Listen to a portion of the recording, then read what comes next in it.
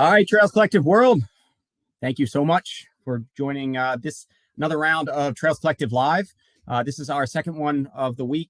For those who tuned in with us last night, we went through a Western States rundown.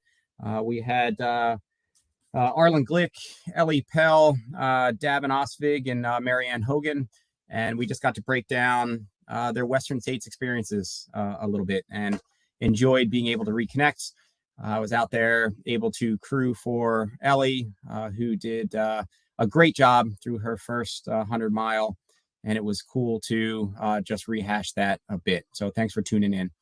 So this is our second of the week for Trails Collective Live, and yeah, excited. It was a really fun weekend this past weekend on my end. It's been a pretty overwhelming, kind of overloaded last probably 10 weeks or so. I put on about 7 races and I think in a 9-week period, so it was a lot. But I am here and I'm stoked to be into July, and I am stoked to be able to continually spend time connecting with a wonderful trail community. So if you are joining us live tonight, thank you. Feel free to drop any questions or comments into the Trails Collective's Facebook page or YouTube channels. It is also live on my own personal Facebook page, but comments and questions will just come through to the Trails Collective pages. So feel free to drop them there for our guests on any of these topics. And hopefully it'll be another fun round tonight, digging into, in this round, some mountain races that went down this past weekend. So here in a minute, I'm going to bring on 2 friends, Kevin and Charlie, to just for a few minutes brief us on a new series that they're working on for some trail events coming up. And then we will get into the Whiteface mountain races, which I put on this past weekend with a wonderful crew of people. We'll have your 2022 U.S. mountain running champions, Tabor Hemming and Andy Wacker, on with us, as well as the 2 first BeastCoasters, who each just finished off the podium in 4th, with Mason Coppi and Corey Dowe that will be on as well. And then we'll weave in some of the next generation, some of the Gen Zers, or I think they might be all age 13, if I remember right, who also ran Whiteface this past weekend. And I don't know, maybe have them just bounce off some questions, or let them talk a little bit with maybe Tabor and Andy. I think they have pretty, I know Tabor at least goes back quite a bit with U.S. mountain running. I think a junior champion as well. If I remember right, the stat, maybe the first junior as well as now open mountain running champion, which is pretty awesome. So it would be good just to connect with the next generation. And then we will get into the other big one. Actually, I shouldn't say the other. There was probably a whole lot of awesome races that went down this past weekend. But another high-profile ones, at least for Geek Trail Ultra people, would be the Mountain Marathon up in Alaska that also went down. So we will weave in Max King, who in the ripe old age of older age took another win out there, as well as Allie McLaughlin, who continues to amaze me at just the power, output, and toughness of that awesome individual, and just destroying the course record out there. So it'll be fun to talk to them. So, all right, let's just get into it. And I am going to weave in 2 friends, Kevin and Charlie. Good to see you both. Good to see you too, Ian. Good to see you, Ian. And Charlie, hopefully you recovered from 2 weekends ago with Manitous. Yep, I'm pretty much recovered by now. It's right a on. long day. And you are growing your you're retired now, right? From being a physician, or Yes, are you still physicianing? right. You're retired. Oh, I'm retired. All right, good, because you're filling your plate right up with these with the races. New races, yep. Yeah. So not just new ones, but the existing ones that you have. So in the new races that you're about to talk about as well, this will make, what are you going to direct, like 6 or 7 races like in 2020? You know, I'm trying to keep up with you. Well, I don't know. I'm trying to backtrack here. I'm kind of at burnout pace here. So, you know, you should be old enough and wiser than me to know better. But you are a physician, so I guess you like to take a beating as well. All right, Kevin and Charlie, take us through a bit about what you guys are working on. Sure. Maybe I'll start off here. Both Charlie and I are Run Wild board members, and Run Wild is a non-profit organization whose mission is to raise funds for land conservation and stewardship through races and other activities. So to give you an idea of the impact, in 2021, we contributed over $50,000 to support land conservation and stewardship in the Hudson Valley. And we do this fundraising through a bunch of different races. Some of them you may be familiar with, like the SRT, the Shawangunk Ridge Trail Run, and also the Pecanico Hills Marathon. But we have some new races in the works, which you were alluding to. And I'll just take you through them really quickly right now. In 2022, we have the Pecanico Hills Marathon. And what's new about this one is it's going to add a half distance for this, a half marathon distance for this year, which we're really excited about. The race takes place in scenic Rockefeller State Park, and it's going to be held Saturday, November 12th, 2022. And then we've got a brand new race coming up that I'm really excited about. It's coming up this September 17th. It's our first year running it. It's a marathon and half marathon. It's the Storm King Races. So we're looking at a race that's really tough and technical, but also very, very scenic, and has a lot of good runnable parts to it. So both of these distances, the marathon, half marathon, take you on a tour of Storm King State Park. It's got plenty of challenging technical trails, some gnarly ascents and descents. But the views that you get along the way really make it worthwhile. Well, almost. But the marathon course continues and takes runners into Black Rock Forest. It's got some great trails around the perimeter. And then, so all in all, you're looking at, for the half, you got about 3,300 feet of ascent. And for the full, you got about 6,400 feet of ascent. So it's got the real makings of a race that you're going to curse while you're running it, but really love when you finish it. So that's what we got coming up. And then we got some others kind of in the works for 2023 that maybe we could talk about sometime in the future. Yes, that's awesome. That's an impressive amount of funds. And I think for years I'd see New York City pop up in, for instance, like trail running magazines, best like trail towns or whatever, like in the country. And I always just like, what? I didn't get it. Like, what are you talking about? Like, I think I'm in a trail town in New York City. Like, I didn't get it. And then you spend time, and while I think they're not necessarily talking about New York City proper, I mean, the amount of trails within an hour radius from New York City is absolutely mind-boggling. So the amount of formal trail networks to maintain, the amount of stone stairs or like whatever, like it's absolutely mind-boggling. So the amount of resources that go into that is pretty nuts. So it's great that you're able to raise so much money for that. Yeah, we've been working with the Trail Conference, and they maintain over 2,000 miles of trails, so you can get some idea of the magnitude of the effort. Yeah. And that's huge. I think when that inflammatory article came out X number of years ago, where it was basically just saying trail runners are leeches or whatever on behalf of the mountain bikers, like I was like, I'm sorry, like that's me. Like I take a lot more than I give back. Yeah, I'll do some trail work here and there. Yes, my races donate back. But the amount of heavy lifting, once you get into these areas, to see just how heavy of lifting it is, and that we all really utilize, let alone people like me who put on races and make a profit off of it. I'm totally sorry. I'm kind of in that bag. And I try to give back, but I appreciate all those that, are putting in time, sweat equity, as well as just resources. So I really appreciate what you guys do. Excellent. So so if people want to find it, is this consolidated underneath a kind of a website or a header, or? I guess all the races that we have in the works can be accessed from the Run Wild website, and that's all one word, runwildhv.org. But if you want to search any one of these races, if you just search Pecanico Hills Marathon or Storm King Races, you should come up on the race web pages, and those web pages have links to the registration. Okay. Each race has its own website and Facebook page. Okay. Mm-hmm. And for those who don't know, Storm King is the beautiful buttress on the opposite side of Breakneck Point. So for any of those who have joined us for the Breakneck Point trail races, we got a little bit more exposure this year with being a U.S. team qualifier and that pretty epic last couple mile battle that Remy captured between King and Hedges. The buttress across from Breakneck is Storm King, and it's a really just kind of massive, intimidating looking mound of land. I don't know. It's pretty impressive. Pile of rocks. Yeah. Yeah. Yeah, and you climb that from bottom to top, so it's quite something. That's solid. Okay.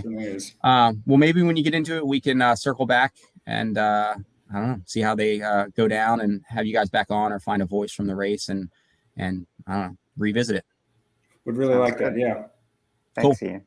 Right on. Thanks so much for reaching out, guys, and for taking a few minutes tonight. Thank you, Ian, for having us. Totally. All right. Talk to you both later. And Charlie also, when I was referencing directs Manitou's Revenge, it's a 54 miler through the Catskills. Probably, I'm not aware of a burlier 50-mile race, at least in the continental U.S. I think it gains around 15,000 feet of elevation gain over the 54, but it has some really technical terrain through the Catskills. The signature centerpiece, which is the Devil's Path, just a really burly event. So also, for one, if it's not already in your radar, if there's some part of that sounds cool, check that out. All right, so let's get into Whiteface, and I am going to pull through Tabor and Andy and Corey and Mason. It's good to see you all again. Good seeing you. Good to see you too. Right on. So let's see, who's running Loon this weekend as well amongst you? Tabor, you're out. The other three of you are in. I'm not making the trip to the East Coast again for a while. Oh, that's well, I'll take that, I suppose. But anytime we can draw more of you out here to the Beast Coast, we will try to pull you here. But it was great that you made the trip out, for both of you to make the trip out, you and Eli as well. And Andy, how's the week been on recovery for you and staying up did you bump right over to New Hampshire, or did you stay in the Adirondacks a bit? No, I should have. I had a friend get married back in Boulder, so I came right back right after the race. And but yeah, it's been a good week. Been super sore. Maybe I'm not the only one, just from those gnarly downhills. But finally feeling good today, so that's good. Cool. That is that's rough time. So are you back out in New Hampshire now, or are you flying out tomorrow? Tomorrow. Oh wow, right on. Good for you. All right. So for those just tuning in, I'm assuming many people, well, I shouldn't say many, I don't know. If you're following the Trails Collective, you're probably already aware of the Whiteface Mountain Races. This is one that I started with a friend, Jan Welford, a number of years ago. It was the Whiteface Sky Races. We were a part of the U.S. Sky Running Series for the years that it existed as a series. And this year, I reconfigured the course going into COVID to make it more of a mountain running versus just the direct lines. That would be Signature Sky Race. We kept the VK pretty much the same direct line, but the mountain race I softened a little bit in terms of those direct lines. I know. Sure. And we can get into it a little bit. Soft, yeah. All right. Very loosely termed softened there, and so we weren't able to put it on. ORDA, Olympic Regional Development Authority, who runs Whiteface, didn't allow events for those 2 years, and so we weren't able to. And so we were stoked to bring it back this year, and it was fun to bid for and get designated the U.S. Championship. I always, I don't know about you guys, we can talk about it here in just a second, but every time I turn that corner to enter the Whiteface Mountain Alpine Resort, you just look up at that it's a pretty massive mountain in front of you, and you just kind of see the summit in the distance, and you get the Olympic rings or the history, and you see all the flags. And I love, every time I turn in there, it just never gets old to just kind of behold how, I don't know, massive a mountain that is. And so I was stoked to host the U.S. Mountain Championships this year. I think the course was somewhere around 3,700 or 3,800 feet of elevation gain over about 6.5 miles. And yeah, and it's always been fun. And to your point, Andy, or your comment, Andy, of still being a little bit sore. Obviously, it's fun for me to hear that. I know you've had a really busy few weeks or last month here in terms of racing. So I'd hope that you're a little bit sore or worn in some regard. But it's always been fun, to your point on Whiteface, to see some of literally the best mountain runners in the world come out. And it's not so much that they're not used to the elevation gain and loss. It's just that sustained of a loss. And so when I see them drop off the mountains, particularly in the Sky Race format, where it's more direct format, their legs were always just kind of like jelly. Like they just came off and they just wobbled. It was almost like they had sea legs and they were getting them back when they hit the flat. And it took them, I don't know, like 10 strides to kind of get upright again. And so I can only imagine that you guys, being as fit as you are, would be sore, hopefully. So let's just get it. There's no specific, and hopefully as we get into any topics or concepts or questions here, you can all ask each other stuff or bounce each other off if that's fun to talk with one another in terms of experiences.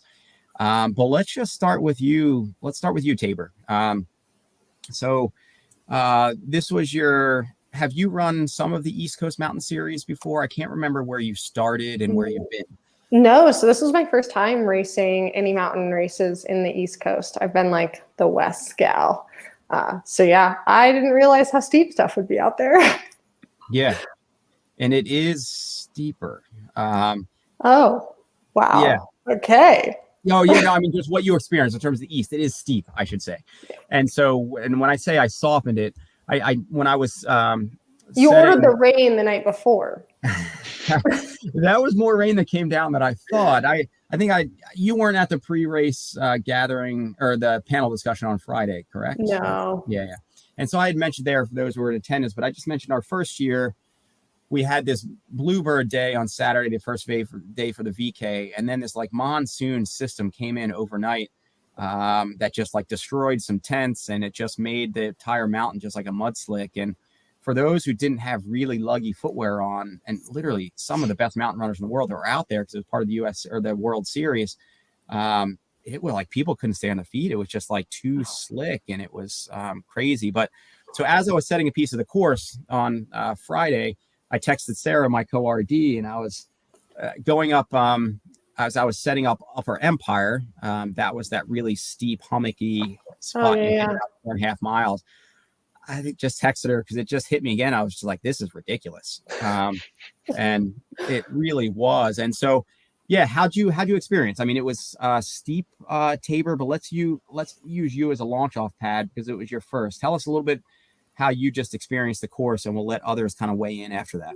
Yeah, so I had done the VK at Broken Arrow like 2 weeks before, and I had told Eli, my husband, I said when we were standing at the start of that one, I was like, this will be the steepest thing I run all year, and I'm stoked. And I'm like, it can't get steeper than this. And then we decided to sign up for Whiteface and go out there. And the day before, we had done a run on the trails like nearby. I don't know what those were called, but we totally got lost in them, and it was awesome. But popped out and we look up the mountain, and I was like, I think it's going to be steeper than the VK at Broken Arrow. And so then, once we got on the course during the race, every section I was like, oh, it's not going to get worse than this. Like, I bet I'll start running soon. I just kept hiking and hiking. And then I was looking forward to the downhill to make up just like some time and get some speed going. And I was like, oh, this is also steep. So yeah, quads are completely trashed right now, but I enjoyed the course. I really like to hurt. And so it was a great opportunity to just really hurt for a while. And that is, I mean, it's for part of that, because I mean, the first mile, I intentionally wanted to run out where it wasn't so steep. I wanted people to kind of loosen up a little bit before it kind of hits you like the relative wall. But then it's how much you want to hurt. Like, I mean, because you can red line pretty quick, and it's just how much you want to push that red line with consequences. And then when you start descending, it's steep enough and technical enough. And be interesting to hear how Andy weighs in here too, because he's such a good descender. on just how much you like on Upper Empire, like how much you really want to push your threshold at the risk of just going down, I guess. But so let's move on to you, Andy, in terms of your experience. I think that you've raced East a little bit, right? You've come to maybe Loon or some of the others. So you've all have quite a bit of mountain experience, but what do you think the course was going to be like, and how was the experience for you? Yeah, so I've raced 9 U.S. mountain running champs, and so I've raced at like Cranmore, which has been like the up down in North Conway, and then also Waterville Valley in 2019. And this one was like the hardest in a good way. So I think before this, Waterville Valley was probably equally as steep, but it was more up and down and up and down and up and down. And so that broke up the climb and the descent a lot. So it made the race a lot different. But yeah, this one was great just because I think it was making that climb sustained is really different, and making the descent sustained like that is really different. So it makes it extra hard. And for you, again, knowing that you're a really quick descender, and once you come off of that tops, and you're used to it, so you guys have vastly more experience on mountain running than I can relate to. So the things I say, it may just be like, I don't know, like you'd have to educate me. But when I'm coming off there in some of that steep stuff, there's enough loose granular stuff. I feel like I'm more used to that, I guess, in the West when you get more of the exposed scree slopes where it maybe shifts under your feet. And I guess with some of the mountain running, you'll still get some of the chunky stuff.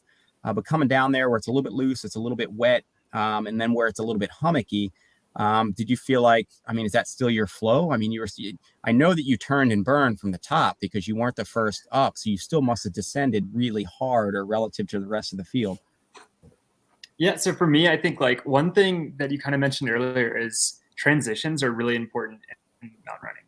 And so it's super hard because you're going from max heart rate on that climb, and then you're doing this like really strength oriented thing with descending. And I'm sure I was not the only one, but I definitely felt the jello legs like right in the beginning. And it took me a minute to kind of get in my groove.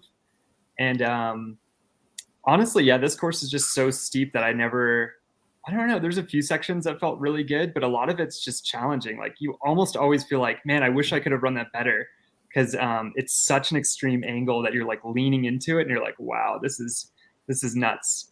And maybe off topic, but to your point earlier, you were saying like, oh, I hope I made you guys sore. And I think like, I don't ever train like that. So it really takes race efforts to put yourself into that position. And that's like really exciting for me, is because you like present this like awesome course. And then when the title's on the line, then that's when you like show off what you can do. And it really like pushes my skills and everyone else's skills. And then for those coming in from the Beast, well, Mason, a transplant. So Mason's a California boy. If you can't tell by maybe the hair and the little maybe shock of there. And if you ever meet him in terms of just this happy-go-lucky dude, he just kind of screams California, at least certain sections of California. But he's a BeastCoaster for the moment, so we'll claim him here in New York. And then Corey can't remember, Corey, where did you grow up? Where are your roots? Like the seacoast of New Hampshire. Okay, yeah. So you're totally local individual, and to school at Cornell, and then you've raced really well in some of the post collegiately here, some of the technical like mountain races here. At least at Kismet Cliff, I think was one of them, right? I think you had a pretty good race. So let's go to you, because you're so, I think, familiar with this. Was there anything that really was? I guess it's a really known quantity. Have you also gotten out west to run something like Broken Arrow or some of the other stuff out there to have like a comparison, or is kind of the Beast Coast New England mountain running just kind of that's all you know at the moment? Mainly all I know is the East Coast. I went out to Oregon last year for the Narnar race, but that was my only time running out west. So I don't know. I thought that the Whiteface race was a lot of fun, and it was definitely more, or like one thing that stood out to me was it was a lot more power hiking than I've done and like everybody else around me was also power hiking a lot more than I'd seen in like at Cranmore and Waterville Valley and even Loon. So that was like a big standout, and it was steeper and the descent was steeper, but fun still. And for you also, do you feel like you were able to really, I forget what position you were coming off of the top, but knowing that you're also a really good descender, I knew that Andy would be, but I also knew that you're a really good descender as well. So I was curious to see how the field, and I know the field was shaken up a bit by several of the top women missing that soft left turn to get down to Upper Empire. And I don't know how that shook up where you were, but I'm assuming you descended pretty well and into that mix or versus where you came off. So the couple people in front of me took that wrong turn. I also took the wrong turn, but I guess I noticed sooner. But yeah, my descent wasn't what I would have hoped. But like Andy was saying, we only really descend like that in races. And so I don't think I've actually tried to go all out on a descent since when the championship was at Waterville Valley. So I kind of wish I could have done more, but it was a lot. So the top was a lot looser than I was expecting. And with the rain the night before, like a little more wet, I would have maybe chosen different shoes. But I don't know what I would have chosen for a different pair of shoes. So yeah, that's what I have. Descent. And then for Mason, you were in contact as well on the ascent, and with Corey mentioning the amount of power hiking that she just wasn't necessarily expecting, I think you were at least in sightline contact, right, with some of the leaders. I can't remember if there was anybody that was really gapped out front. Yeah, no, I kept up for about a mile and a half, but then I got dropped and kind of lost sight from that point. Especially that last mile where we were really going up. I was definitely feeling it at that point. I haven't really practiced much with power hiking. Actually, my first time practicing was the Tuesday before the race. So I kind of figured out how that works. Kind of. Should have just flowed. And how about for Tabor and Andy up front? Was pretty much even the leaders? Were you guys power hiking on that, or were you able to some sort of sustained shuffle type thing toward the top? I did a lot of in between. So I'd shuffle for a little while and figure out how long I could sustain that. And then I'd go into a power hike, and I just kind of went back and forth and back and forth. Because some was faster in some places than others. So we just kind of played with it. At least I did. Yeah, for me, I'm a runner. I have to run that stuff most of the time. I just know it's better for me because I'm pretty slow at power hiking. But even for me, I had to power hike some at the top. So I would power hike when I needed to, and then made a few little moves by just doing this granny gear. And I may just be remembering. So we had good group runs on Sunday as well. And Sunday I was out with Aaron Newell and Morgan and actually, did he reference? Is there something you've got something, Andy, where you just you don't power hike it? It's this kind of funny, there's no hiking, there's no walking and running. You're pretty much always running. No, I mean, I wouldn't say I'm against it or anything. I just, I've spent enough time trying, and I just know what my strengths and weaknesses are. And for me, it's way better just to constantly go super slow little granny gear run. And so even if I can get away with it at all, even on the really steep part of the course, for example, in the beginning, I ran everything until pretty close to the top. So. Mm-hmm. And how about, so for you guys coming out from west, I guess I often feel it in reverse. So I had really enjoyed being out at Palisades also the week.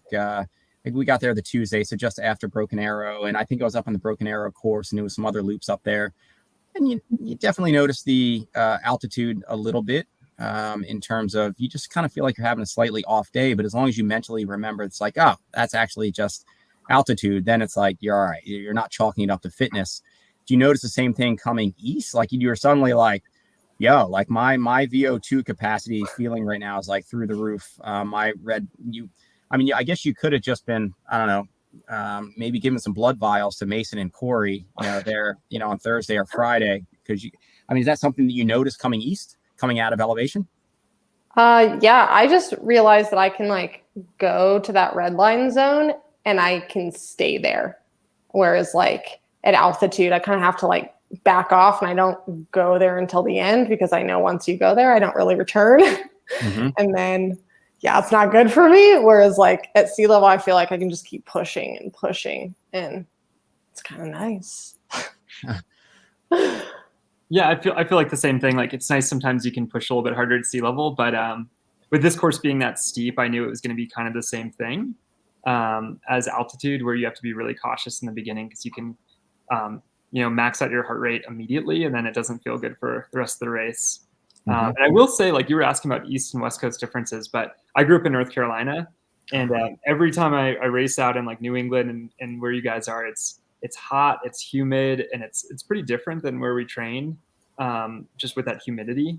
And so just being like respectful of like every environment's different and you have to know what you're up against. And with mountain running, it's always just like, you're going to get dirty. It's like, it's burly and it's hard and you just have to know that you're in for it.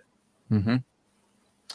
And how about racing? Obviously with the championship title on the line and the team slots, it's, that just adds a whole nother layer of excitement. Did you guys have any, but I guess it's such a short race with only 6.5 miles. Is there any strategy there, or did any of you kind of come in with a certain strategy that you stuck with, or that you had to shake up based on how it went down out there? Or? Yeah. Okay. So my strategy was kind of how it played out. I knew that typically in these races, you have whatever position you're in at the top, that's typically where you finish. Just because time-wise, it took me, I think, like 41 minutes to climb, roughly 25 minutes to descend. But a lot of times, like that's roughly half. So the time-wise, the climb's longer. You got to be in contact and really close. So for me, I was a little bit behind where I wanted to be. Eli and Joe Tabor were having a great run and were gapping me a little bit. But I just knew that I had to be as close as I could at the top and be patient because it's still a lot of downhill. How about Corey? Go ahead. So for me, my plan was to try to keep the top people in sight because I knew that my strength was the descent and not the uphill. That was actually the highest place up I've ever been at the uphill point. For highest place in the past finishing was 6th, and I was in 12th at the top. So I was like, cool, I'm in the top 6 at like most of the way. And so I was like, oh, I'm set up pretty well compared to the past. So I was just happy with that. And at that point I was just trying to hang on and see if I could even hold that place. Mason, do you have a strategy going in? Come here, you can sit over here. Honestly, I felt like with this race, it was so different from anything I had done before. You kind of mentioned how like when you pull in to Whiteface, you look up at the mountain in awe. When I pulled into Whiteface, I whispered an expletive that I'm not going to share here.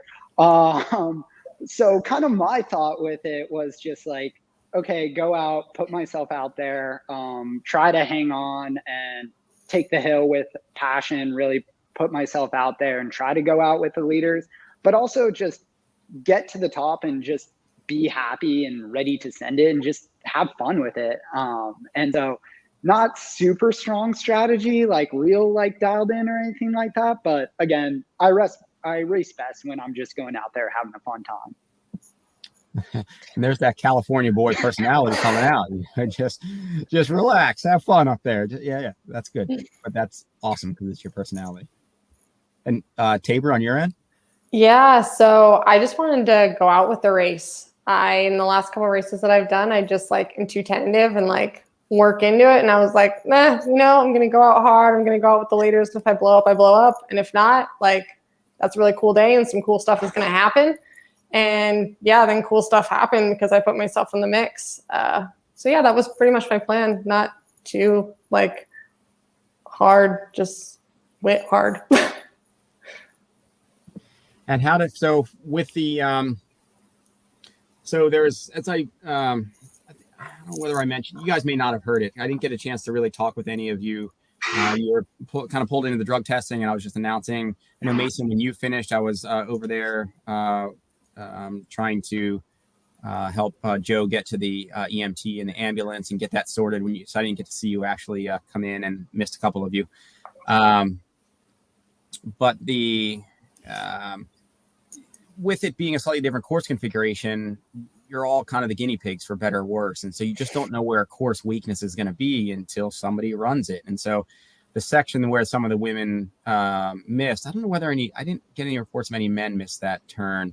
But where some of the women missed it, I mean, it's tough because you're coming off this really mild, gentle, one of my most favorite parts of the course, just because it's so fast, where it's this kind of service road, and it's this firm ground, and you're just seeing in the peaks in the distance. And so you're just taking it in and you're flying. And so when I was marking, I looked back and I was like, I almost just put flags there, and I was like, I better add an arrow. And so I added an arrow there, an arrow and like 5 flags. But forget, when it's like a 10K and you're racing hard, whatever, you still miss those things. So I still felt really bad, even though the markings were there. And it was also tough for the women that came back. They were like, yeah, we came back and all the markings were there, but I still feel really bad. But as you got to that spot, Tabor, how was the women's race shaking out? Because can't remember if you were second or third over the summit, but were you packed up at that point? Yeah, so it was Sophia and she maybe summited not even 10 seconds ahead of me on the top of the climb. And then we started descending. And then I had kind of gotten right ahead of her right after that climb that I had no idea was there. Yep. So yeah, that's where it kind of like shook up, is because I knew I was like, I'm pretty good descender, or at least I'm trying to be. And so I decided to make my move, right at the top there. And so I had gotten her right, like on the climb. So I think when I took that turn, she was just far enough back. I think that's where she went, but I saw like the intense descent and I was like, okay, here we go. Like, I hope I don't crash and she catches me. And then I like held on for dear life. So yeah. And it's fun to hear some of you talk about that, because I haven't gone in full tilt like you guys just did in terms of where you're flying, and then you make that turn and it's kind of a blind drop off. And then suddenly it's like you're flying and then it's kind of like a Jesus take the wheel moment, because then the ground's just kind of like dropping her way or whatever. And you're just hoping you're going to stay on your feet there. Andy, go ahead, Tabor, you can weigh in, but then also, or any of you weigh in terms of that feeling and competing. But I'm also going to say, Andy, how was the men's race shaking out in there as well? But Tabor, you can keep going if you were going to say something. Oh no, go for it, Andy. Yeah, so I was third over the top. I passed Joe Moore like pretty quickly, maybe in the first like half mile.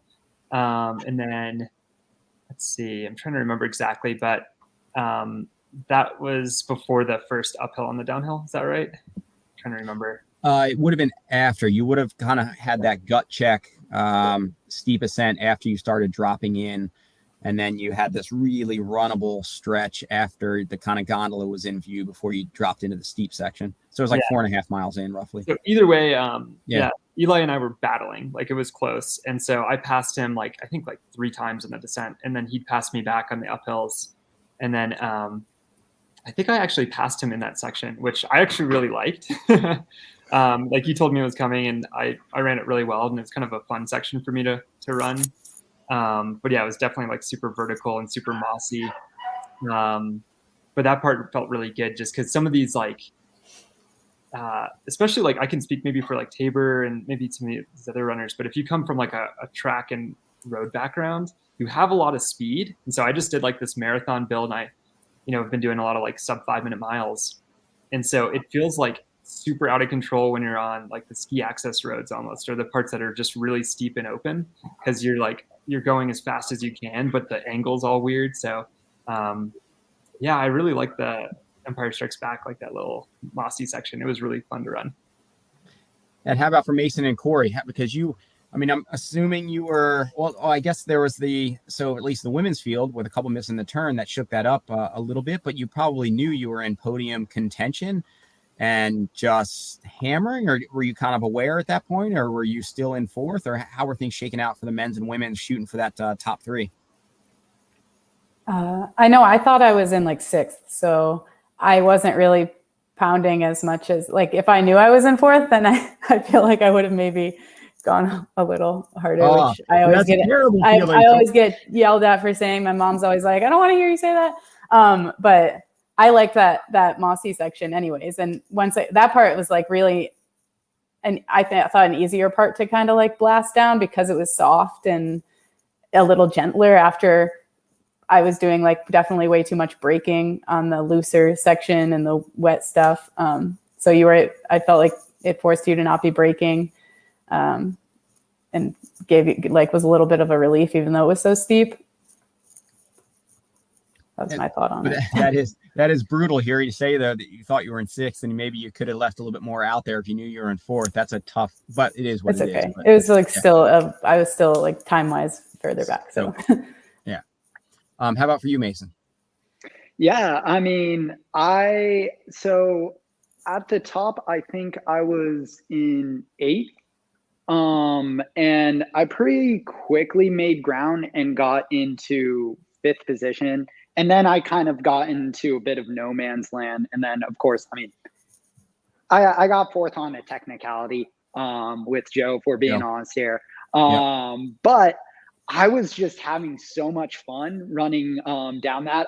My past couple of races have been a lot more technical with Chikura and Breakneck. So honestly, I was just stoked not to be running down boulders and that I could actually string together some downhill running.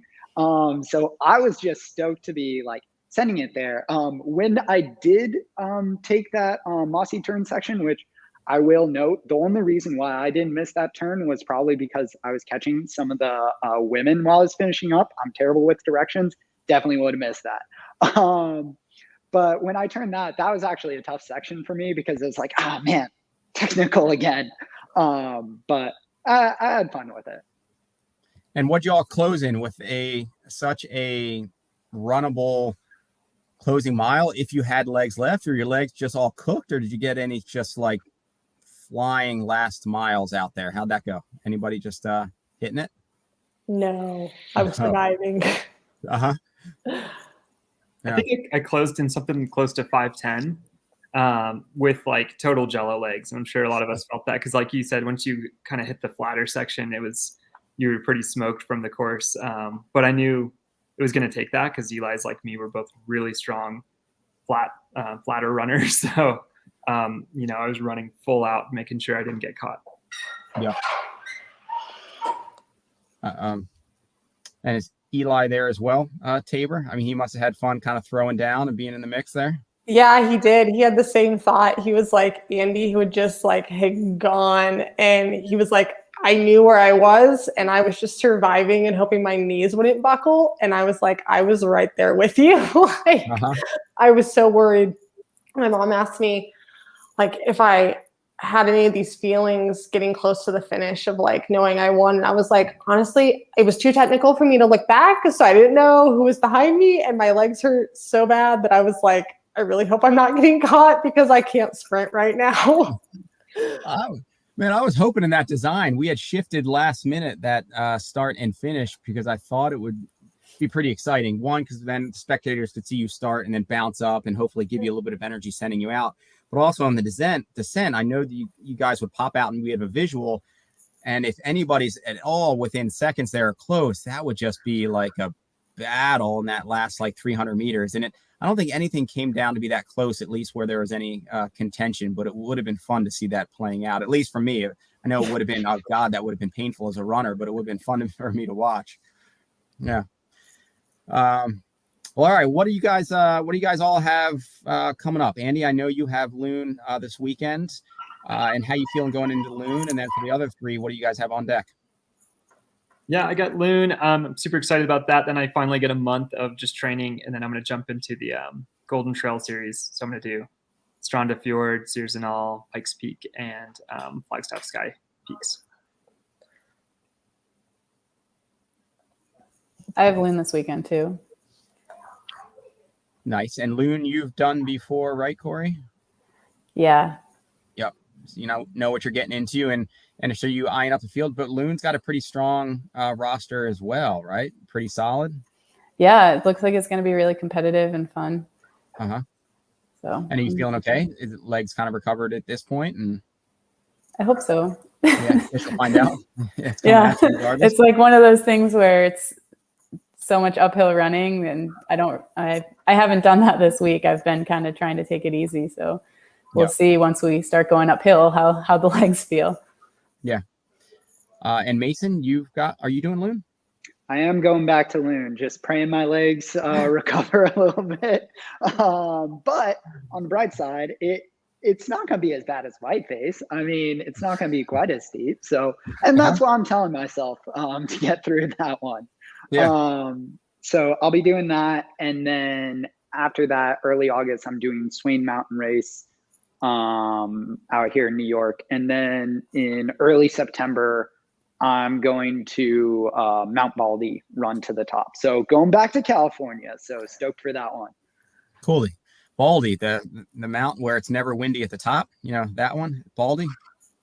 Yeah. Mount Baldy's ridiculous. I think I spent one of the longest nights of my life on the top of Mount Baldy, where it was just like some atrocious freezing wind where I felt like I was sleeping in the middle of like a highway where the tent was just torqued over like all night. And I was just like, yo, like the city's right there. Where am I? How is this even possible? Yeah. The one time I've been up it was gorgeous. It was beautiful. So I'm hoping for that again. Oh, well, all right. Well, I hope it's not like that again. I hope you get your, yeah.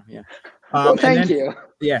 And then for Worlds for Tabor and Andy, I mean, I'm going to guess it's a little bit different beast out there, right? It's pretty mild metrics. And I don't know in terms of what the terrain will be like, but I imagine it'll be fast just because it's the World Championship, but it's pretty tame metrics, right? I haven't even looked yet, so that's on Andy. Good for you.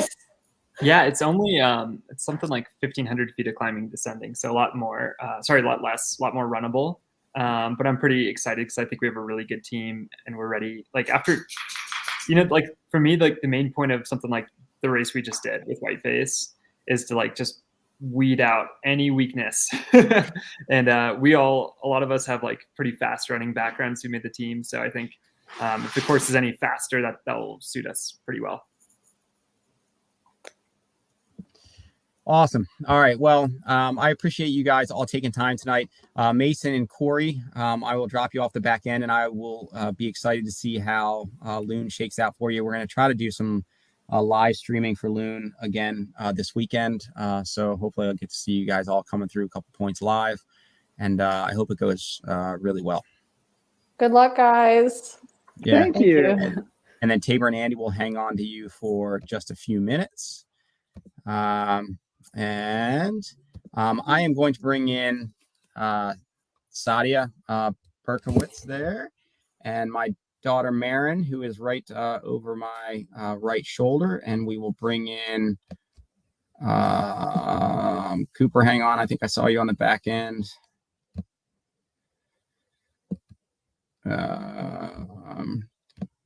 Cooper, if you come on back to us. I saw you there logging in, but I don't see you now, but I will plug you in if you do.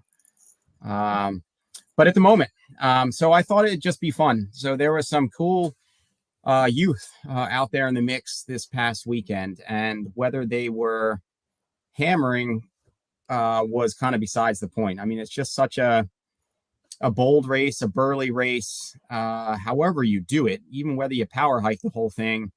I mean, it's still a big mountain. And when you're out there a few hours, even if you're doing that, that's still a really burly effort. And I know for me, when I was age 13, I definitely was not running a loop on Whiteface.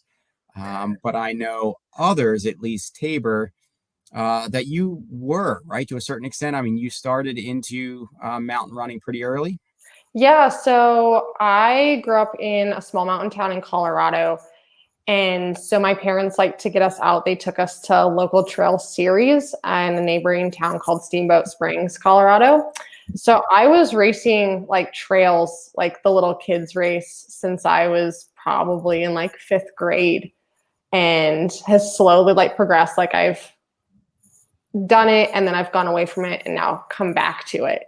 But it was always just like a sense of play when I was younger. My parents were like, you need to make friends. So they took us here and they're like, you're making friends and working on your social skills. This is great.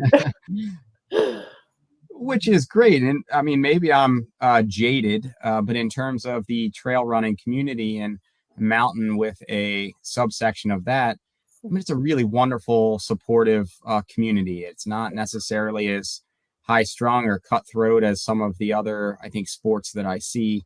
And it's so good on your parents for just, kind of tossing you into that mix and kind of here you go. No, I'm thankful for them. Yeah. And Andy, I can't remember what I think I was aware, but what did you play what did you grow up doing? Yeah, I didn't really play that many sports when I was a kid. I started running track and cross country when I was in 7th grade, but didn't start running on the trails until 2014, so until after I was out of college. But I think I always had a place in my heart. I grew up kind of in the sticks in North Carolina, and I would always play around in the woods, so kind of made sense for me. So 14, wow, no wonder you're just fresh as a daisy. Your body is like, not nearly as carnaged as Tabor or kind of, my own here. But wow, that's pretty impressive, man, to come out of literally the woodwork there only not too long ago. That's awesome. Yeah. Well, for Sadia and Marin, I don't know whether you guys, and Cooper was on for a second and then faded back out, but I will bring him on again if he reappears there. I don't know, let me start with anything that maybe you could ask of them while you've got your chance to literally talk to some of the best in the world here, or for Sadia, any questions or comments or things that would be fun to just bounce off of them. And no pressure if not to put you on I am putting you in the spotlight, but if there's nothing that's really coming to your head, I'll throw it back to Tabor and Andy and do a discussion point there. But for Marin, Cooper, or Sadia, anything that would be fun to bounce off of them? Do you feel like the environment in which you were born in or grew up in impacted your running style in any way? I wouldn't say the environment that I grew up in necessarily impacted the way I race, but it definitely impacts the way that I train. My parents really instilled you should love what you're doing day in and day out. And if you don't, then you need to switch things up. And so I find a lot of fulfillment in my training because of how my parents raised me and instilled that quality. And so I think that translates over to racing is because I'm loving it while I'm doing it day in, day out. And then that consequently is going to translate to good racing. Though it hasn't always. Yeah, nice. Definitely agree with a lot what Tabor said. I wouldn't say also no, I guess it didn't. I think you can be born in a city and be a great trail runner and those kind of things. I just think yes, enjoy it, do it because you love it. And then also kind of my upbringing just made me really appreciate the natural world around me. And so that was always a special thing for me. So if I had to choose, between running on a road or running in the trails where I can just see beautiful things and really appreciate them, I love being on the trails.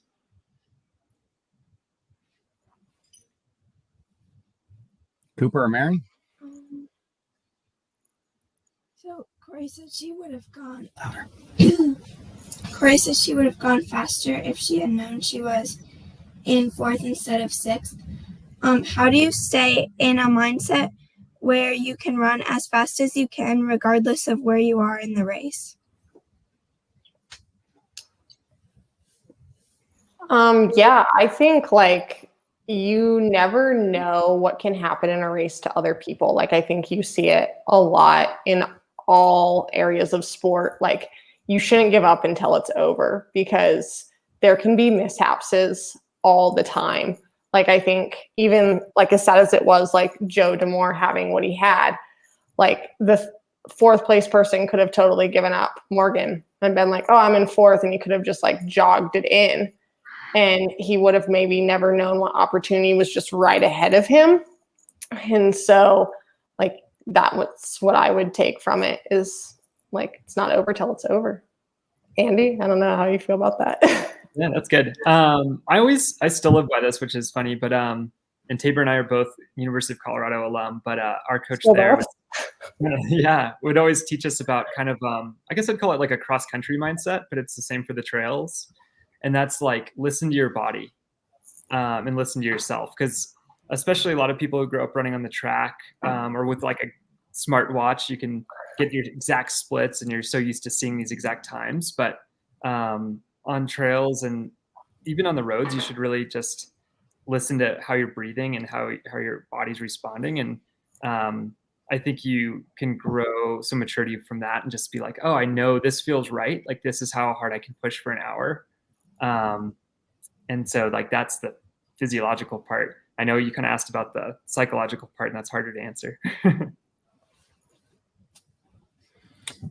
And then Cooper, anything for at least round one here that might be fun to bounce off of Tabor and or Andy? What would be like the best way to train for like an intense mountain race like Whiteface?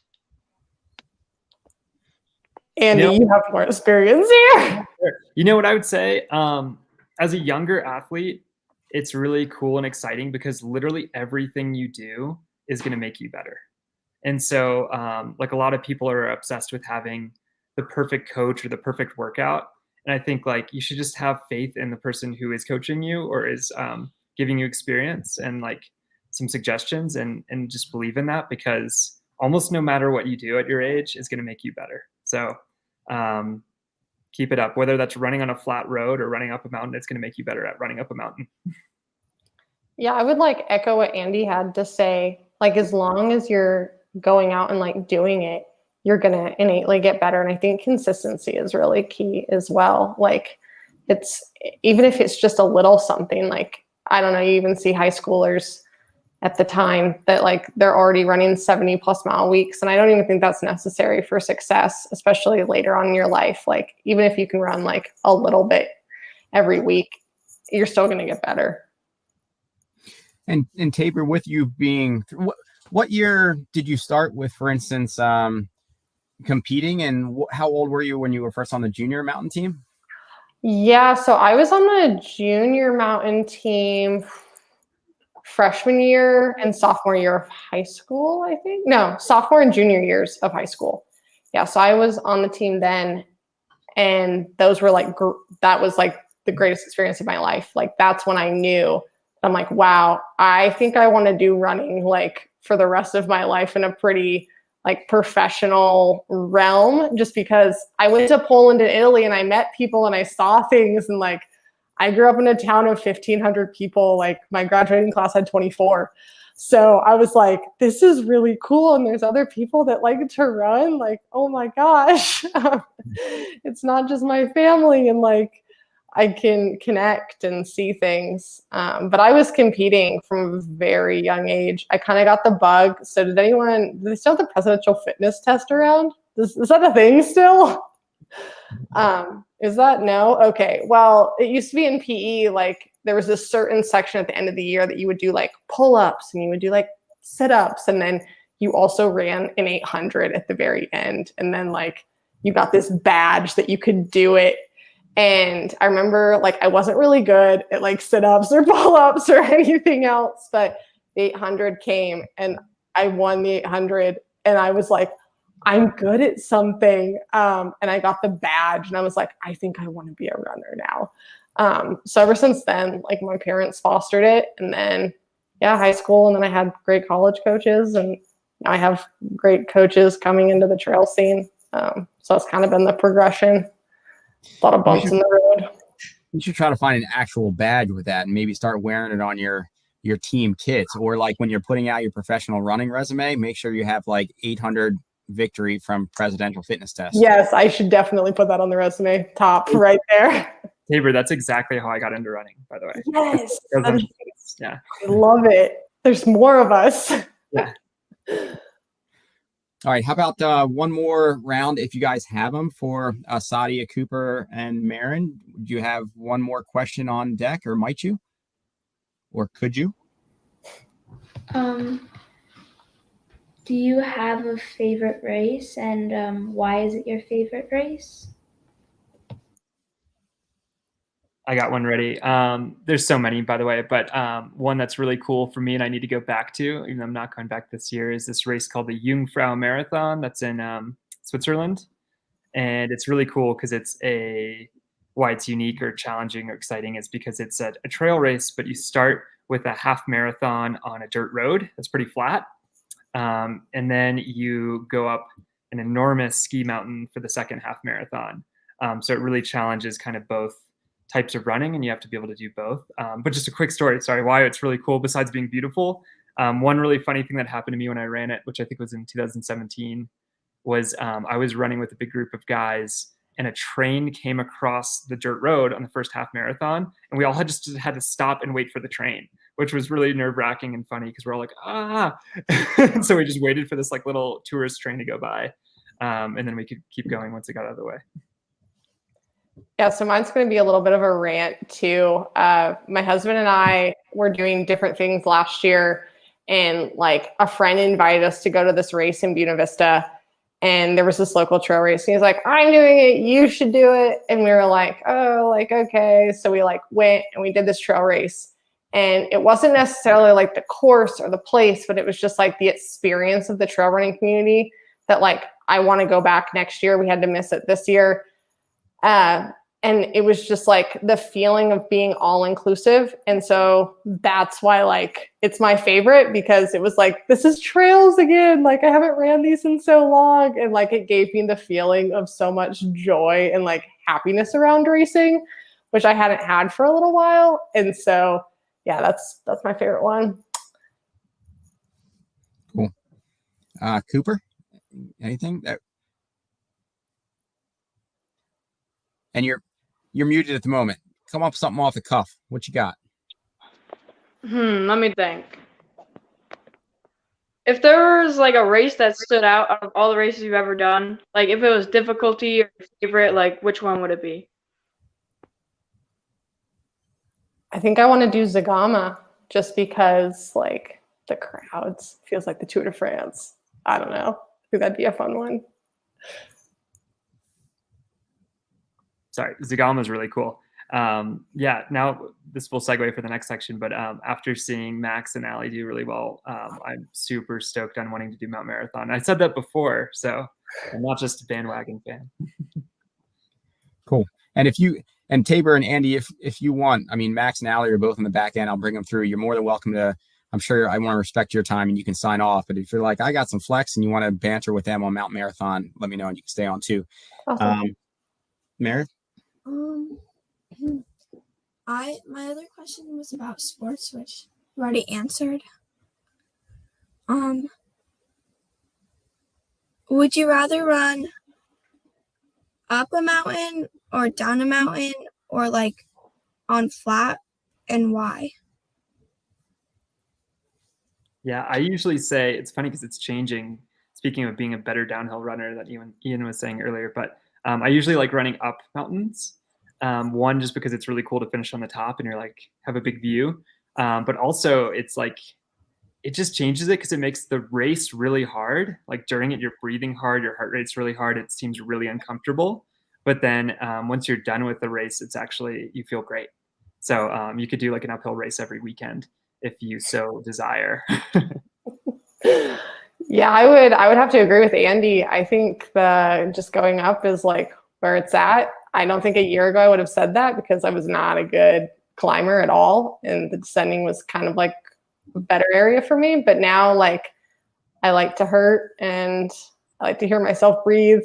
If that's weird, it probably is. So yeah, I like climbing and I just like to get to the top of things. That's like a big draw, is to look out, like Andy said, and see beauty.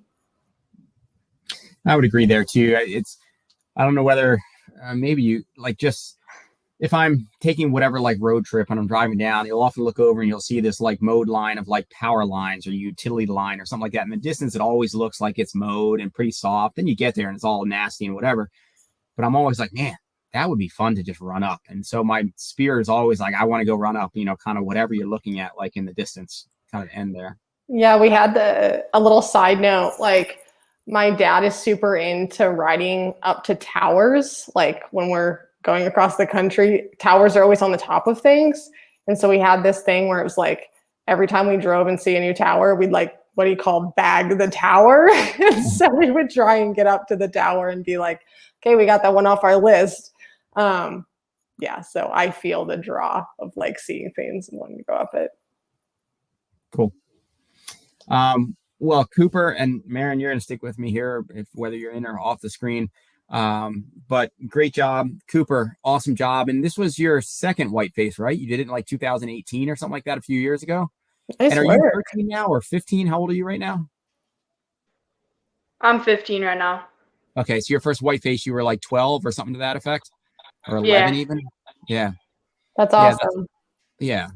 And Maren, your first one, I think you were also, I think 10, right? 10 or 11, because it was a few years ago. I think your first Whiteface mountain race. But in any case, impressive. It's awesome. Those are very impressive. And then Sadia, just wicked fast as well, and being in that mix. There's Sadia is just a competitor. Kind of gun goes off. There's no bridling that steed there. So we'll see where it goes. Seventh grader, I think, ran a 4:55. I think was your 1500 this year. I think. So it's cool to see you apply that to the mountains as well, and we'll just see where it goes. Hopefully, you to Tabor's point earlier, as long as you kind of stay in love with it, and I guess you never know how your body's going to change and whatever. You don't know what happens going forward, but as long as you continue to love it, it'll be great to have you all in the Red Newt mixes and see where you all go. So thanks for sharing some of your time tonight. Great job this weekend. And thanks for being on here. Thanks. Totally. Thanks. All right. So Cooper, I'm going to drop you, and Sadia, I will talk to you later. And Tabor and Andy, I can drop you off as well, unless you want to stay and banter with Allie and Max. But you've got a jet? Yeah, I got to go move cows. I would stay, but that's awesome. Yeah, I'll let them talk, but thanks so much for having me. Yeah, thank you. Yeah. All right. We'll talk to you later. Yep. Bye. All right. Bye. Allie and Max, good to see you again. And thanks for being on there, and hopefully listen in a little bit there.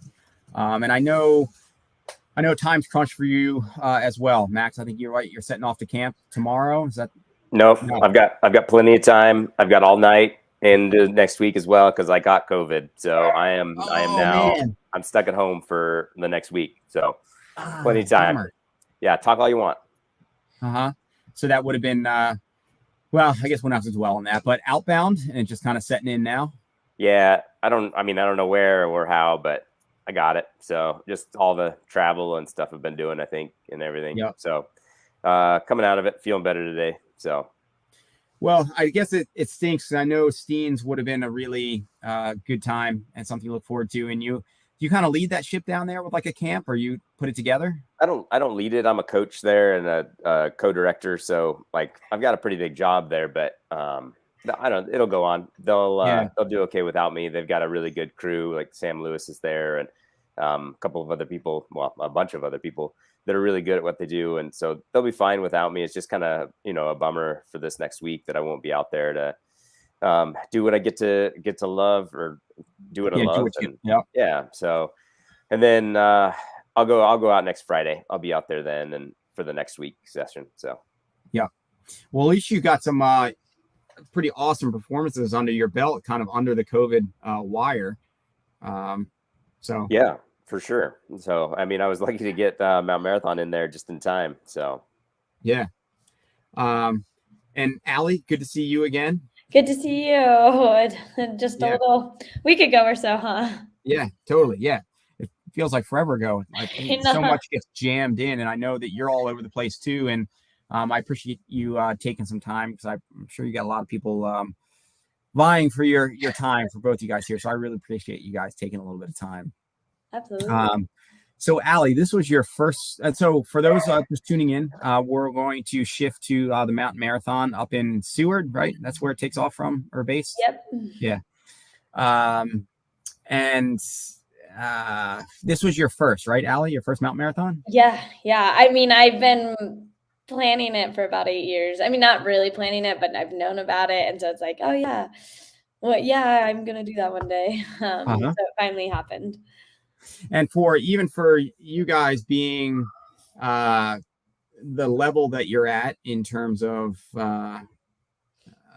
being some of the best mountain trail runners out there, are you, like, for instance, were you still in? It's a lottery system, right? Is that how Mountain Marathon works for the general pool?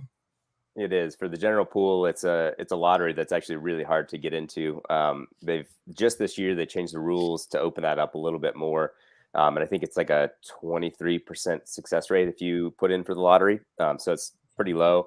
A lot of people will also get in off of like previous performances, and then I don't know, Allie, how did you get in? Was it off a petition? Yeah, 2 years in 2020, and then I think I had a few people that like tried to help me, like just call people they knew. I don't know if that helped, but yeah, it wasn't too bad. I mean, kind of if you have a good resume. Yeah. Yeah. And when I was doing it, I did a petition. I got in on petition, but from everything I had heard, it was still pretty hard to get in on a petition, and it wasn't just about your resume. It's it's how you write that petition, and then the reasons that you give, that why you want to do the race. And it's not just, hey, I'm a good runner, let me come up and do it. They won't let people in just for that reason. And so it has so, yeah, it does have more to do with like the reasons why you want to get in and run it than it does just that you're good. So sweet. That makes me feel, which is awesome, and right, for multiple reasons. One, to just maintain, because it's such a, this was the 94th running, was that? Yeah. Right.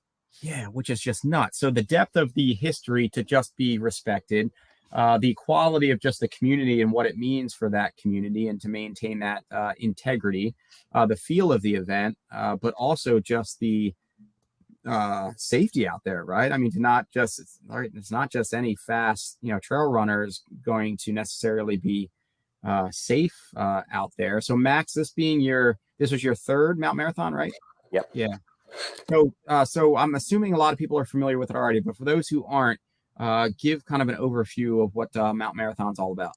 Sure. I mean, the race itself is a 5K, but it's 3,000 feet up a mountain. So, but you start out on a road, you get about a half a mile or so that's pretty much flat, and then you climb 3,000 feet basically within a mile, and then you turn around the top and you come right back down that, and then finish with that half mile on the road at the bottom.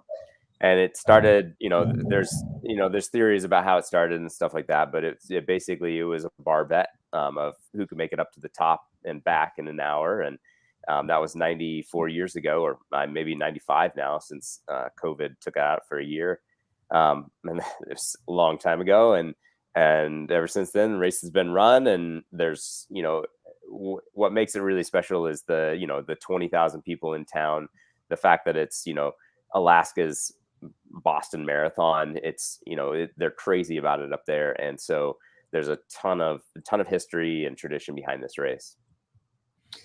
Seems like it's always fun to hear about just the kind of the old school roots of an event like that. I feel like that seems like more European, but maybe just because maybe some of the U.S. history, particularly trail racing, is so much newer in the overall span. But in terms of starting like in a bar in the bar bet, seems like you all should just start back in that bar. You should just be like placing wagers or bets on who's going to take the day there.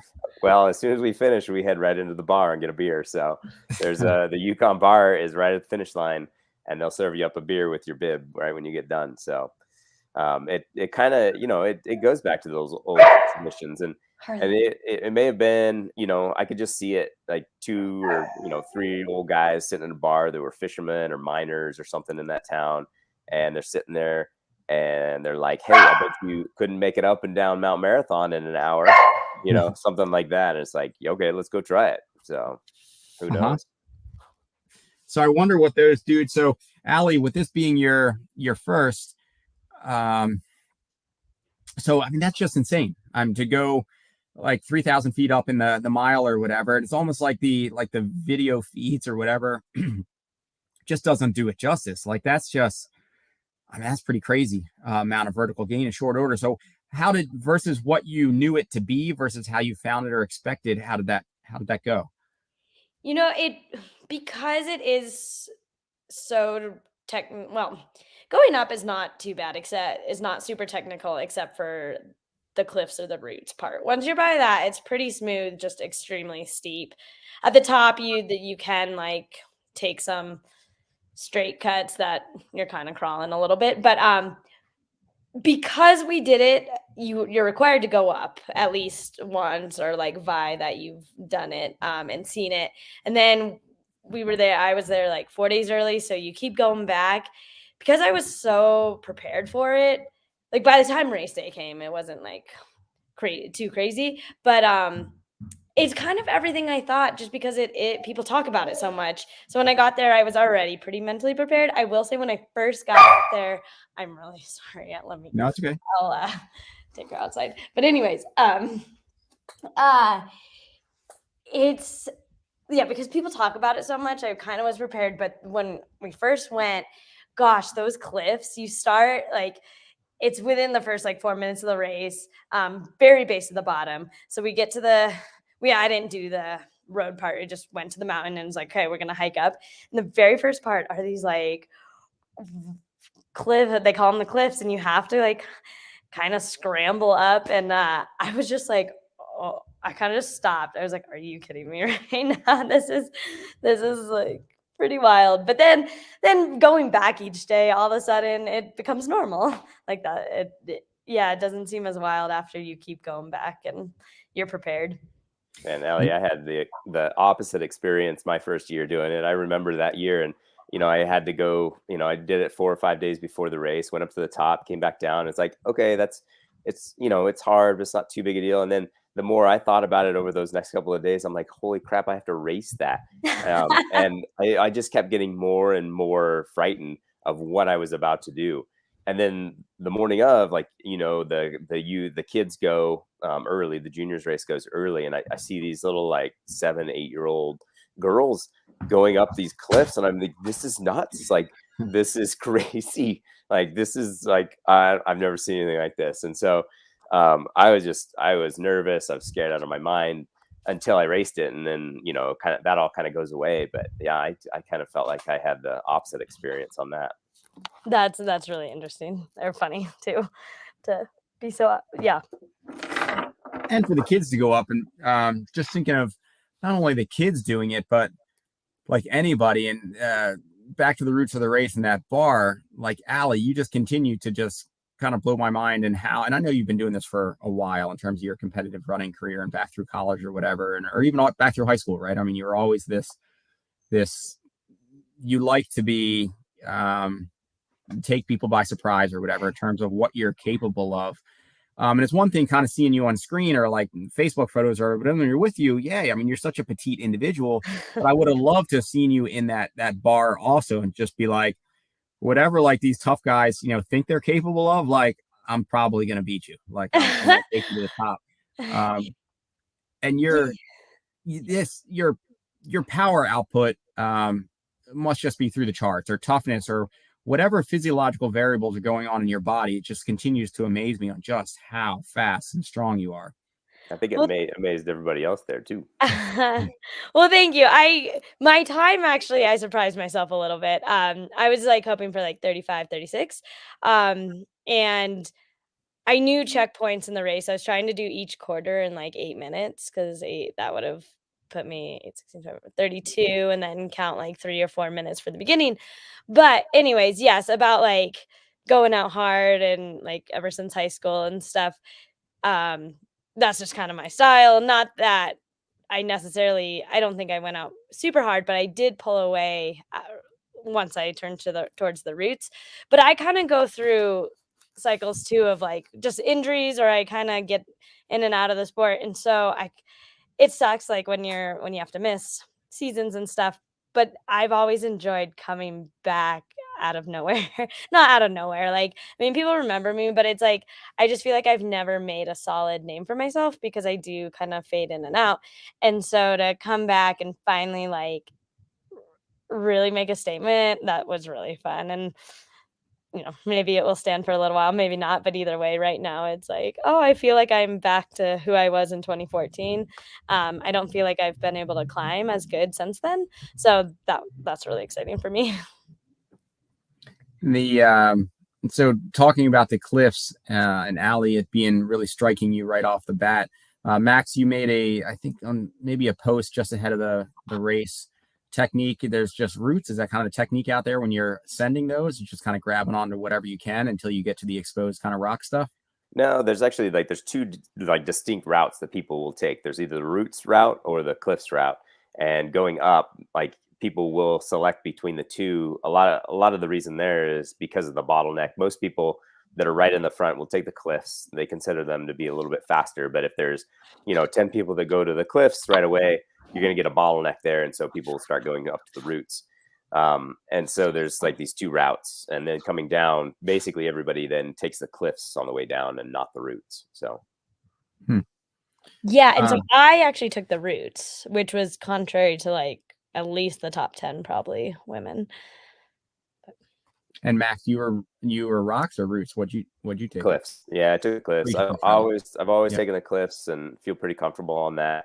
Every time I go up the roots, I'm just kind of looking around. I can't figure out my route, and there's a distinct route on the cliffs, and so it's just easier when I'm racing to just hit that and know where I'm going. Although this year was funny because I got up there and there was a change in the cliffs, and so you have to check out the course every time you do it, because each year it's a little bit different. And so this year I found there's actually a little bit different change in the cliffs route where you didn't have to go the old route.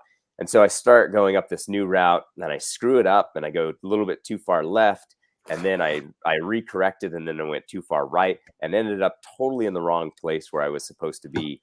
And I'm like, oh crap, I just screwed that up. And then I got up around the corner where you kind of all of the positions come back into the main trail, and I was actually a little bit ahead of the guys who I've been running with. So I was actually a little bit higher up than I thought, and I was like, oh, not so bad. Okay.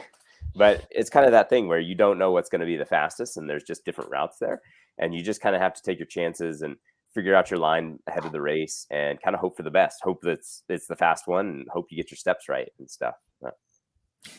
And is this all the way up to the top? Is it sky format? You feed into a commonly accepted fastest line, but can you technically choose whatever way you want all the way up to the top? Yeah, technically it's however you want to get up there. Yeah. Which is nice. I mean, there's definitely a pretty distinct way, but I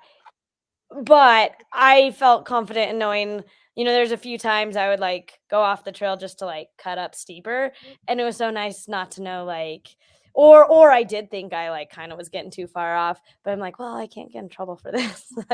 Whether it's helping me or not helping me, at least I don't have to worry about yeah, you won't get disqualified for going the wrong way. Oh, yeah. Yeah. So it's pretty unique. I mean, it sounds like the energy is what you'd find in some of the European, maybe longer, or not even necessarily longer, but particularly longer races in Europe with the community support and people turning out. It's unique in that way, but the metrics also really set it aside in terms of just how burly it is. So does it really feel pretty unique for both of you? Because you've had some pretty varied experiences, both of you as well, right? I mean, it really stands out as just a really unique whole. Yeah, I mean, I'll let Max. I think Max is a little more diverse than me, but from my experience, I haven't done a ton with tons of people. So having that crowd there at the end was really cool. And apparently you can hear the crowd at the top of the mountain. So some of the girls were like, I could tell you already hit town when we were at the top because we could hear it. And just that. And the Alaskans are very passionate. So just all the rest of the day, they know who you are. And that was cool. Yeah. Yes and no. It's similar to that European feel as far as the number of people, but it's got a very American feel because it's July 4th. So it feels very American. There's cookouts going on. There's, tons of people lining the roads, but it's still, it's American Independence Day. So it has this uniquely American feel to it too, that is hard to kind of put a finger on and explain it, but it just feels different. Mm-hmm. Yeah, and I was gonna say just about the town, it's super tiny, so you kind of just get walk everywhere for the most part. So afterwards, you just kind of like walk from party to party and in different yards, and yeah, I would say that's American too. That's awesome. And does it feel still feels after 94 years pretty community oriented? It's not doesn't. I mean, I haven't looked at a ton of pictures, but or I haven't really scoured their website, but it's not necessarily a big corporate kind of brand sponsored event with like a huge purse or something like that. It's still old school. No, I got a cup. So Nice. did Allie. Huh? No. Yeah, go ahead, Allie.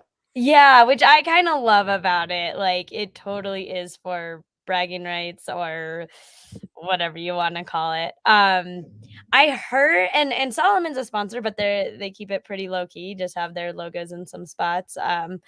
And I heard the Golden Trail series might want to add it in. So I don't know how like I think it'd be cool either way, but I don't know if that would change things and if the Alaskans will really want that or the people who do the race a lot.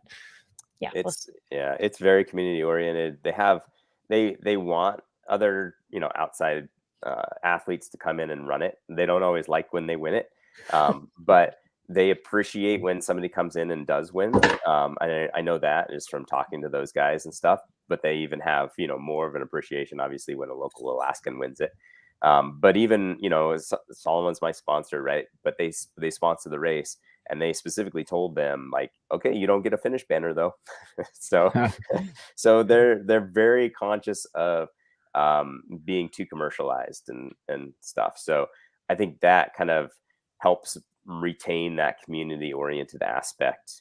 And it's still very Alaska based without like them kind of advertising to the world, like, hey, come to Alaska, because I mean, for one, it's really hard to get in, and it's always going to be kind of that race that Alaskans do every single year. So, and what's the overall count that they let in through the different divisions or throughout the day?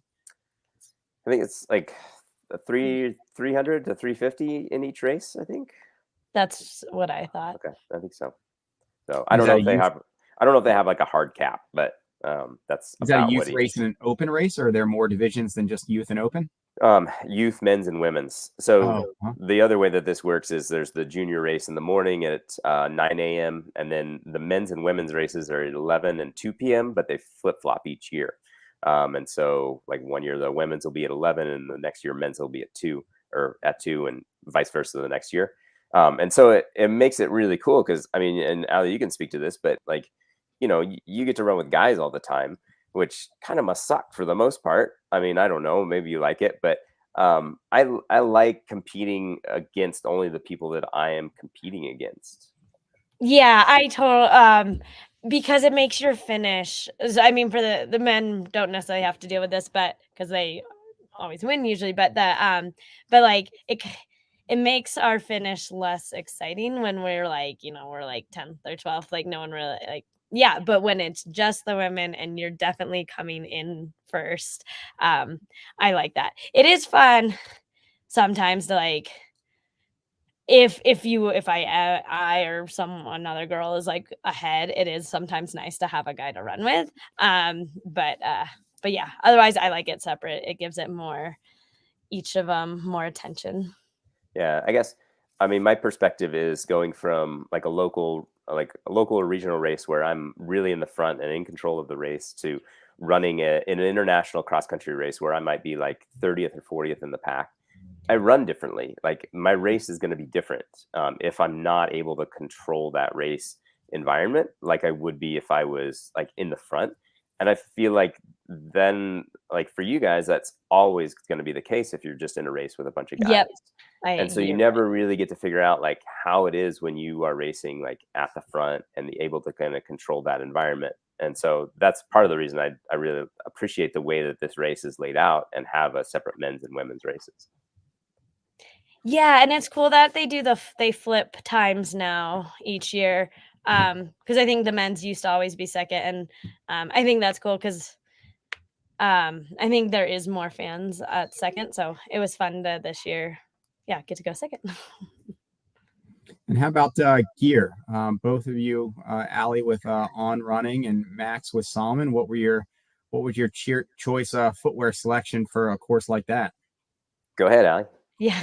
I wore road shoes and I'm proud of it.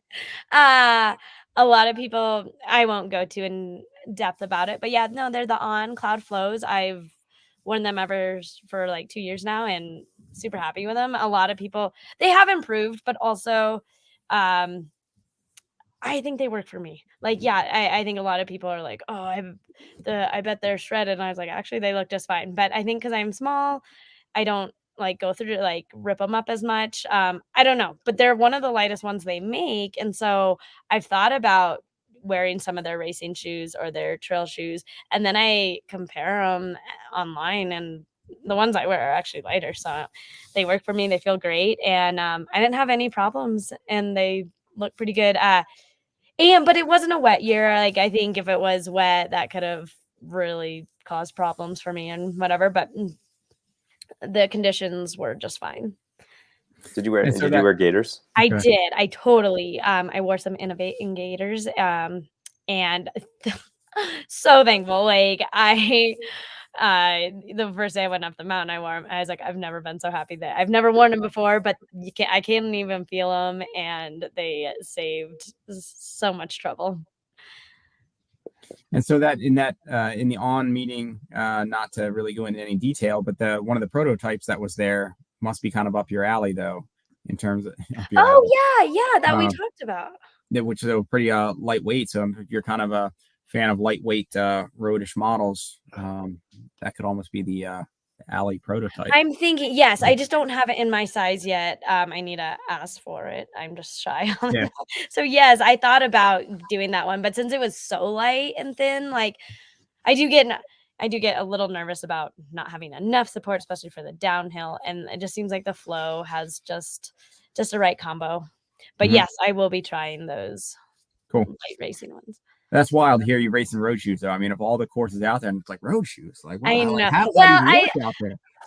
They definitely are road shoes, and I like to like joke about saying, "Oh, I wore road shoes." But if you look at the bottoms, I think like just with those like cloud lugs, I think they kind of like look. And that's a good point with the On design in road shoes. It's not your typical road outsole flat or whatever. Yeah, totally. That's fair.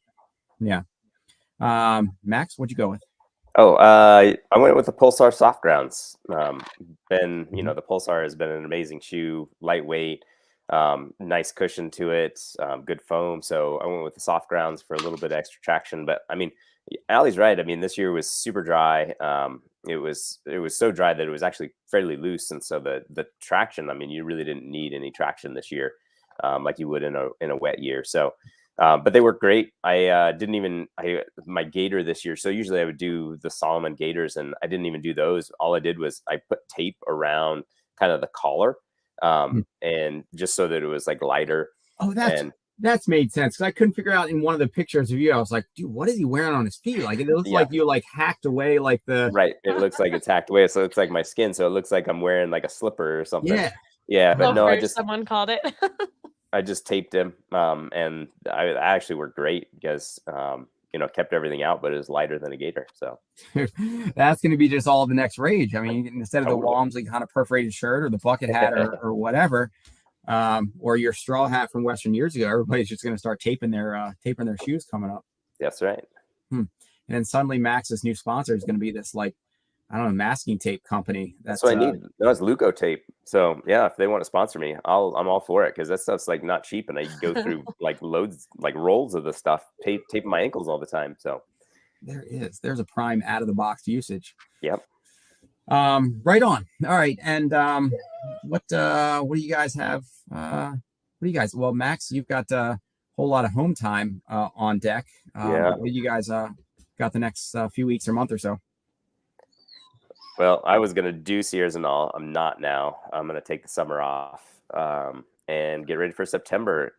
Doing Whistler Alpine in September, doing maybe Flagstaff Sky Peaks. Oh, sweet. Yeah. And right in between those two, I'm on the wait list for the Barkley Fall Classic. So, but I'm on the wait list. So we'll see.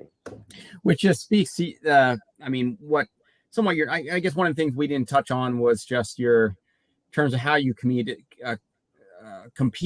but in terms of how people were, all right, sorry, I was going to go into a wrap here, but I'm going to backtrack for just a second. It's got to be fun. Yeah. Because it seems like there's a lot of known, for as much as the sport's exploded, there's a lot of known entities out there. But you go to a place like Mountain Marathon, and to your point, where there's a lot of Alaskans running and a lot of fit, just kind of fast Alaskans, it's got to be fun to not necessarily know like who some of these people are. And suddenly they're like, yo, like these people are fast and I have no idea who you are. I totally felt that. It was like I was in this like warp of a vortex. So it's like we know European names, but these were like very good runners, but like I just didn't know anything like other than their Alaska races or last year's performance. So it was cool, like not to be name dropping as much, but also nerve wracking because I'm like, they're all super strong, and like skiers are notoriously good. So yeah, it was a different experience going into that. Well, and with Allie, when she got to the top, she couldn't actually see anyone. But when I got to the top, I had a guy that was like 20 seconds behind me who I had no idea who he was. I just knew he was probably some Alaskan skier that could rip on the downhill. And so I'm super nervous. I'm just thinking, okay, now's the downhill. I got to go because I have no idea who this kid is. All I hear behind me is go Thomas, go Thomas. I have no idea who he is, but he's like catching me on the uphill. And I'm like, oh crap, I'm in trouble. So yeah, it's like one of those things where, you do like I've done it 3 times. And so I do know like who the guys in the top 10 kind of should be. But then every once in a while, like some guy shows up like out of nowhere that trains with the APU ski team that has never done a trail race or something. And this was his first Mount Marathon. So I just had no idea who he was, but he was right on my heels going uphill. So, which is awesome. Yeah. And then for both of you, I touched on it with you, Allie, in terms of just your size and coming at it like, yo, like who is this little girl next to me? That's just like freaking incredible. And then for you, Max, just your age, and you touched on it too, where you just didn't, you surprised yourself for the win, but also, when's this Max dude going to kind of be over the hill? Like, I don't know, like Thomas is like half your age, and like I'm taking down this old man today, and damn it, how is he still ahead of me at age 42? Yeah, I like that feeling. So I'm going to keep it going as long as I can. Yeah, that's good. Well, awesome. It was cool to hear. I watched a couple like the live, or I don't know where the clips came from, but they were out. I guess they had a drone over, right? Is that where they had a live helicopter? I don't know. Yeah, I don't know what they were doing, but they did have a live feed, so they had some announcers out there, and I don't know if they were doing a drone or not, but It was a helicopter flying, yeah. But I don't know if that's where it was coming from or if that was like, maybe it was just a scenic tour and they were watching the race. Then I got to pay for that tour slot next year. Yeah. That hour. Yeah. That'd be awesome. Yeah. Well, you guys both did awesome. So what do you have coming up, Allie? I got Max's, but then I cut into that. What do you got on deck? Yeah. I was going to do a circ next week, but I'm realizing just how races have been going well. So I'm like, I don't want to overdo it. I kind of want to be like fresh and prepare, like, yeah, have a nice training block. So, the next one is OCC at UTMB, which I know that's like the baby one, but for me, it's going to be very long. So I'm a little nervous, but I got time. I'm get some long runs in. And then hopefully all goes well. I'll do Pikes Peak, Sky Flagstaff, and in Thailand. Now, that was kind of a surprise to make that at Broken Arrow. I didn't know till the day of that it was a qualifier.